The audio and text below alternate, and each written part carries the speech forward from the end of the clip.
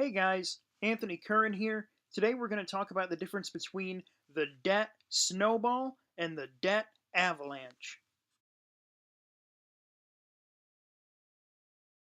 So, what are the debt snowball and the debt avalanche? Well, they're basically two strategies that we use to pay off debts. Let's start with the debt snowball. The debt snowball says that we should begin just like a snowball that rolls downhill and eventually becomes a big avalanche. We begin by paying off the smallest debt that we have and work our way up to bigger and bigger debts. So let's say you have three loans.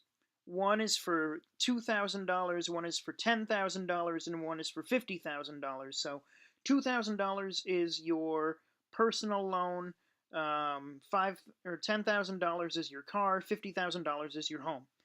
The debt snowball method tells us that we should start with the smallest one, that $2,000 one, then the $10,000, and then the $50,000. Now, the reason that we go from the smallest to the largest is the idea is that it'll help to motivate you by seeing, hey, I got rid of this payment, now I can double up my payments on this $10,000 loan and attack it even more. And then when I get that paid off, I'll be even more motivated to pay off that $50,000 one. So basically, it uses the idea of motivating yourself in order to pay off debts faster. Now we compare this to the debt avalanche, which says we start with the highest interest rate loan and then work our way down from there. So let's go back to that same example of 2,000, 10,000, and 50,000. Let's say that the $10,000 loan has a 7% interest rate. The $2,000 loan has a 5% interest rate, and the $50,000 loan has a 3% interest rate. We would start with the $10,000 loan with the highest interest rate and pay that off first. Then we would move to the $2,000 loan with the 5% interest, and then finally the $50,000 loan. Now, the reason that we do this, mathematically, by using the debt avalanche, we pay our debts off faster, and by paying our debts off faster, we end up having less debt overall, and we pay our debtors less money in the long run. Because remember, when you borrow money from somebody, you pay them back more than what you borrow, and so they make money off of you. So, the debt snowball or the debt avalanche, which strategy is right for you?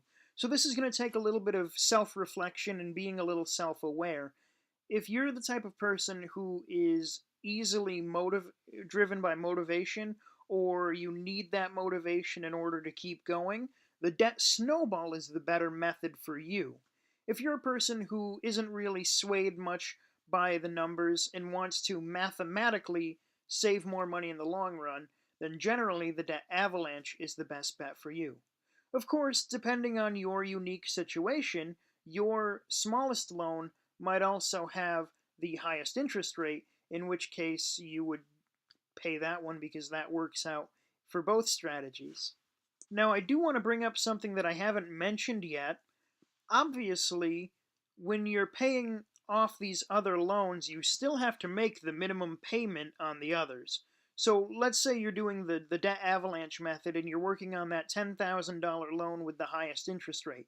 You still have to make your minimum payments on the other two. Don't ruin your credit score by neglecting those in order to pay off one loan at a time. Make sure that you make those minimum payments on everything, and then make additional payments on the principal of the loan. Now, the difference between principal and interest, principal is the money you borrowed.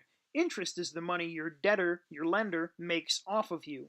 So whenever you can, specify to your lender that you want to pay the principal of your loan, because they would much rather put that extra money into the interest so that it goes in their pocket rather than pay the principal back, which is just the money that you paid them. Obviously, everybody wants to make as much money out of the deal as they can for themselves, and you want to keep as much money in the principal as you can, not in the interest. You got it? Principal, principal, principal. I said it a couple of times. Hopefully it sticks in your head.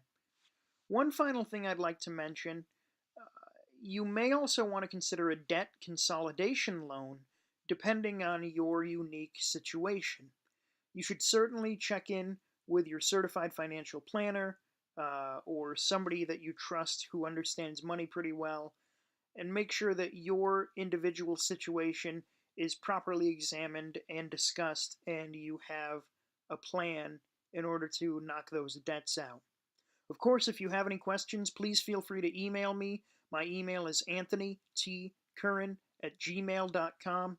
Check out my website, anthonycurran.com, and please like the video and subscribe to my channel to keep up with all of the latest videos that I'm going to put out, some of the content that I'm going to be doing here in the next little bit, and hopefully this year, the book that I've been writing. Okay, thanks everybody. Hope you all have a great day, and we'll see you next time.